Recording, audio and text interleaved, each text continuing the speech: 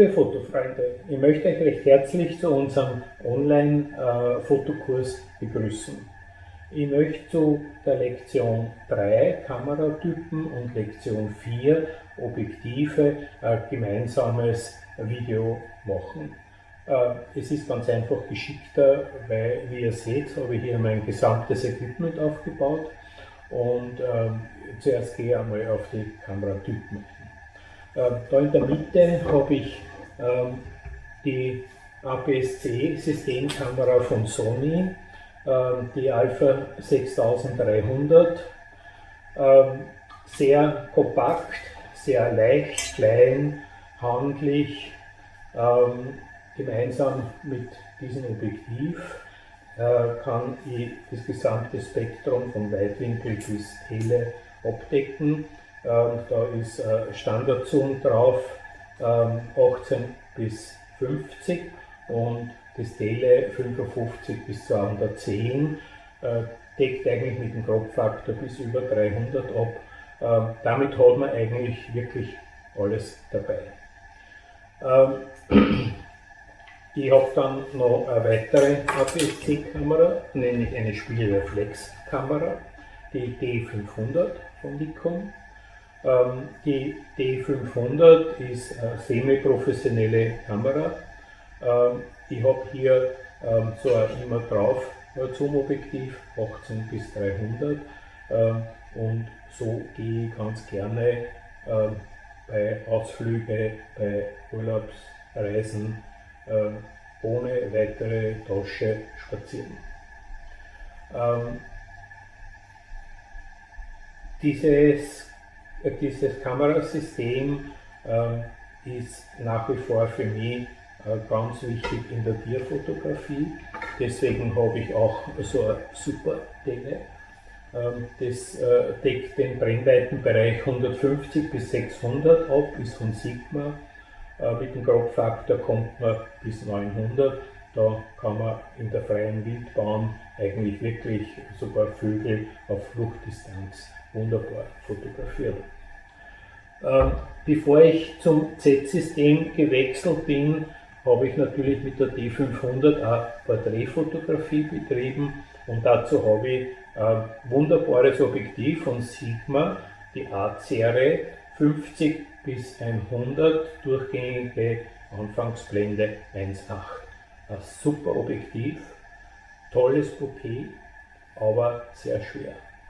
Und weil dieses Objektiv schwer ist und mit der Zeit eigentlich bei der Porträtfotografie ganz schön ins Kreuz geht, habe ich mir alternativ dazu ein 35 mm 1.8 gekauft, Festbrennweite, das ideal für die Porträtfotografie ist.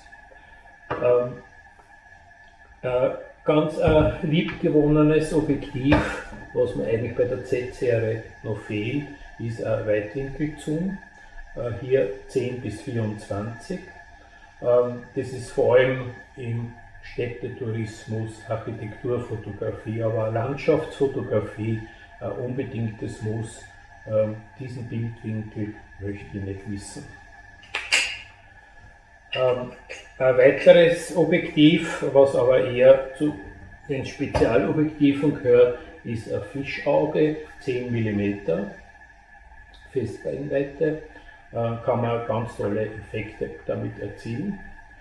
Ja, zur D500 habe ich mir auch damals einen Porträtgriff gekauft, aber eigentlich verwende ich ihn nicht, weil er ist mir zu unhandlich. Einen Ersatzakku mitzunehmen ist einfacher, als den auf die Kamera raufzuschrauben. Hier habe ich noch ein Makroobjektiv, 105 mm Festbrennweite, Anfangsöffnung 2.8. Ein tolles Objektiv, um Insekten zu fotografieren oder kleine Gegenstände.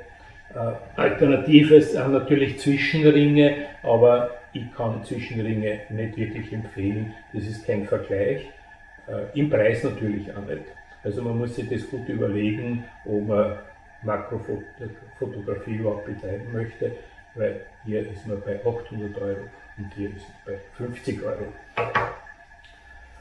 Ja, damit möchte ich zur Z-Serie gehen. Die Z6 ist eine Vollformat spiegellose Systemkamera, hier mit einem Standardzoom 24 bis 70, durchgängige Blende 4. Eine schöne Kombination, wird als Kit eigentlich sehr gern verkauft. Für mich persönlich ist 70 aber als Tele zu wenig, deswegen habe ich mir da jetzt ein weiteres Objektiv zugelegt, nämlich 24 bis 200, und das wird auch für mich dann das immer drauf Objektiv sein, wenn ich unterwegs bin. Für die Porträtfotografie habe ich hier nur zwei ganz wichtige Objektive, nämlich das 50 mm 1.8 und das 85 mm 1.8, zwei Subobjektive, preislich eher sehr hoch angesiedelt, aber bilden ganz toll ab. Die Z6-Kamera ist für mich eigentlich meine Standardausrüstung jetzt, und die D500 verwende ich primär für Sportfotografie oder für Tierfotografie. Ja, so hat eigentlich jedes System seine Berechtigung und sein Anwendungsgebiet, und ich hoffe, ich habe euch ein bisschen einen Eindruck gegeben, was es da gibt und welche Möglichkeiten man hat.